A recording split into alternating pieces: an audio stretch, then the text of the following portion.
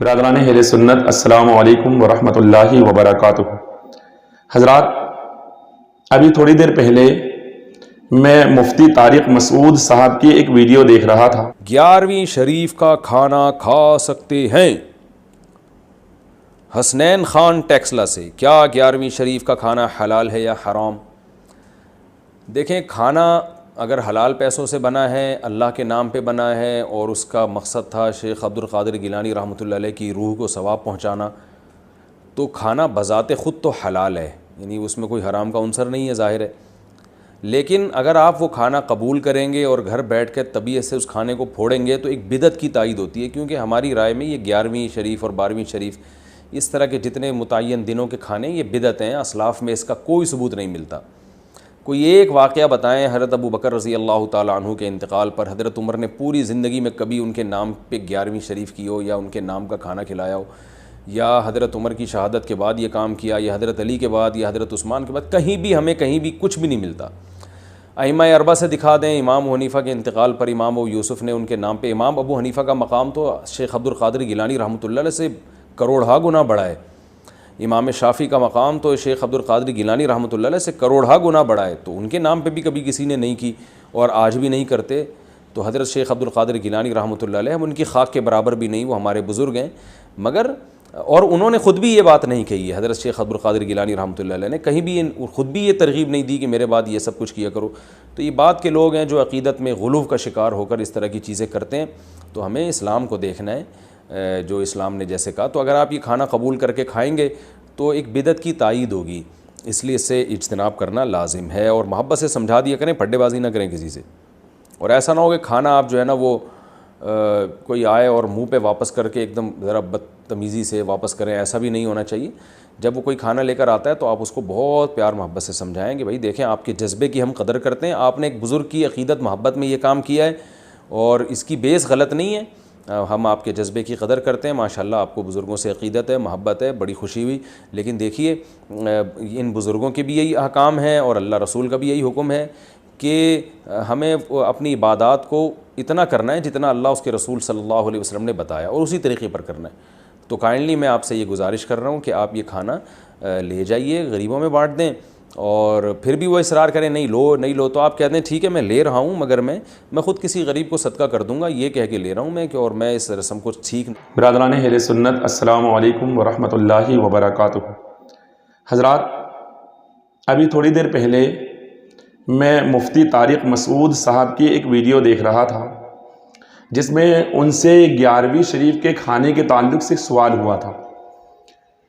مفتی صاحب نے جواب دیا کہ اگر 11ویں شریف کرتا ہے، 11ویں کیا، اس نیت سے کیا کہ اس کا ثواب حضور غوث اعظم رضی اللہ تعالیٰ عنہ کی بارگاہ میں پیش کرے گا، تو کہتے ہیں کہ بالکل کھانا حلال ہے، کیونکہ اس میں حرام کا تو کوئی عنصر موجود نہیں ہے، تو کوئی حرام تو کہہ نہیں سکتا ہے، بالکل حلال ہے۔ لیکن اس کے بعد کہتے ہیں گھر بیٹھ کر اگر آپ اس کھانے کو کھائیں گے تو یہ بدعت ہوگی، بدعت کی تائید ہوگی۔ میں صرف اتنا پوچھنا چاہتا ہوں مفتی صاحب قبلہ، جب کھانا حلال ہے، بدعت نہیں ہے، تو پھر کھانے کو کھانے کی وجہ سے کھانا بدعت کیسے ہو جائے گا اور بدعت کی تائید کیسے ہوگی؟ کھانا حلال ہے نا، آپ خود فرما چکے، فتویٰ تو آپ نے دے دیا کہ کھانا حلال ہے، اور جب کھانا حلال ہے تو پھر بدعت کی تائید کیسے ہو رہی اس کو کھانے سے؟ آپ مجھے اتنا بتائیں، کھانا بنایا کس لیے گیا ہے؟ ظاہر ہے کہ کھانا کھانے کے لیے ہی بنایا گیا ہوگا، کسی اور کام کے لیے تو بنایا نہیں گیا ہے۔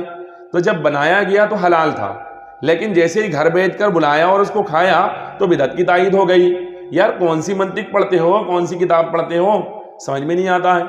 میں آپ سے پوچھنا چاہتا ہوں، پہلے آپ کو ایک مشورہ دے دوں۔ میرا مشورہ یہ ہے کہ سوشل میڈیا پر زیادہ وقت نہ گزارتے ہوئے اپنے گھر میں بھی بیٹھا کریں، آپ کتابیں وغیرہ بھی پڑھا کریں نا، تو کتاب وغیرہ سے حوالے کے ساتھ جب آپ جواب دیں گے تو بات سمجھ میں آئے گی۔ اچھا، اس کے بعد آپ کہتے ہیں کیونکہ ہماری رائے یہ ہے۔ بھائی تمہاری رائے کیا ہوتی ہے یار؟ ہماری رائے ہے۔ کیوں تمہاری رائے ہے؟ پھر اس کے اوپر دلیل آپ کی یہ ہے، اس لیے بدعت کی تائید ہوگی کہ تعین کر کے اس کام کو کیا گیا۔ او اللہ کے بندے، میں تجھ سے پوچھتا ہوں، یار تعین کر کے کوئی کام کو اگر کیا جائے تو وہ بدعت ہو جائے گا، یہ کہاں سے ثابت ہے؟ کس طرح آپ نے کہہ دیا؟ اگر ایسا ہے تو تبلیغی جماعت کے جتنے اجتماعات ہوتے ہیں، خاص کر کے ہمارے یہاں بھوپال میں ہوتے ہیں، اور وہ نومبر کے اندر دسمبر کے اندر ہر سال ہوتا ہے، تاریخ متعین کی جاتی ہے اور اشتہار چھاپے جاتے ہیں اور پھر تبلیغی جماعت کے اجتماع کو کیا جاتا ہے، تو یہ تعین کر کے کیا گیا تو اب تو یہ ناجائز ہو جانا چاہیے، کیونکہ آپ کا کہنا یہ بھی ہے کہ حضرت ابو بکر نے نہیں کیا، حضرت عمر نے نہیں کیا، حضرت ابو بکر کی وصال کے بعد حضرت عمر نے ان کے نام سے نہیں کیا، تو اس لیے یہ ناجائز ہو گیا۔ تو بھائی میں آپ سے پوچھتا ہوں کیا حضرت ابو بکر نے تبلیغی جماعت کا اجتماع کیا؟ میں آپ سے پوچھتا ہوں کیا حضرت عمر نے تبلیغی جماعت کا اجتماع کیا؟ میں آپ سے پوچھتا ہوں کیا حضرت عثمان غنی مولا علی نے کیا؟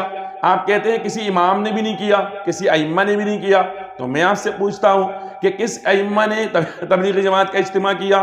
حد تو یہ ہے کہ تھانوی صاحب نے بھی تبلیغی جماعت کا اجتماع کبھی نہیں کیا، گنگوہی نانوتوی صاحب نے بھی نہیں کیا، بلکہ اس کے بعد کی پیداوار ہے۔ تو اگر وہ بدعت ہے، 11ویں شریف اس نظریے سے بدعت ہے چونکہ ابو بکر نے نہیں کیا، عمر نے نہیں کیا رضی اللہ تعالیٰ عنہما آپ کے کہنے کے مطابق، تو پھر یہ تو اس سے بڑی بدعت ہونی چاہیے نا۔ اجتماعات جو آپ کے یہاں ہوتے ہیں کہ اس کو بھی حضرت ابو بکر، عمر، عثمان غنی اور تمام صحابہ، تابعین، بزرگان دین، ائمہ مجتہدین، محدثین، مفسرین، مقررین، مصنفین، کسی نے بھی نہیں کیا، سب کے بعد میں جو ہے تو الیاس کاندھلوی صاحب نے شروع کیا، زکریا صاحب نے شروع کیا، تو پھر اس کو بھی آپ بدعت کہتے ہیں، عجیب بات کہتے ہیں۔ اچھا اسی ویڈیو میں آپ یہ بھی کہتے ہیں کہ بیس غلط نہیں ہے، مطلب اگر کوئی کھانا آپ کے یہاں لے کر آئے تو اس سے لڑائی جھگڑا نہ کرے، پھٹے بازی نہ کرے۔ آپ کے جملے بھی بڑے شاندار ہوتے ہیں، ایسا لگتا ہے کوئی ٹپوری بول رہا ہے، مطلب آپ مفتی ہیں لیکن آپ کے جملے ہوتے ہیں پھٹے بازی نہ کریں۔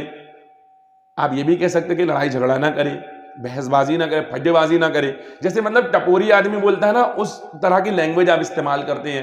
تو مفتی صاحب قبلہ میں آپ سے پوچھتا ہوں، اچھا پھر اس کے بعد آپ ایک بات اور کہتے ہیں، آپ کہتے ہیں کہ کھانے کو غریبوں میں بانٹ دے۔ بھائی کیوں بانٹ دیں؟ جب بدعت کی تائید لینے سے ہو رہی ہے تو بانٹنے سے نہیں ہوگی۔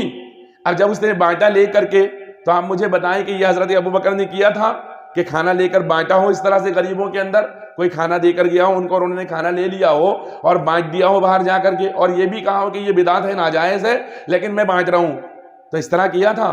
تو جب آپ یہاں حضرت ابو بکر، حضرت عمر کو ڈھونڈ رہے ہیں تو پھر یہاں بھی ڈھونڈیے نا۔ پھر آپ اپنی رائے پیش کرتے ہیں، میری رائے، آپ کی کیا رائے ہے یار؟ آپ کون ہیں؟ اپنی رائے پیش نہ کریں آپ، جو بھی جواب دینا ہو قرآن و حدیث ہے، شریعت مصطفیٰ ہے، اس کے مطابق جواب عطا فرمائیں۔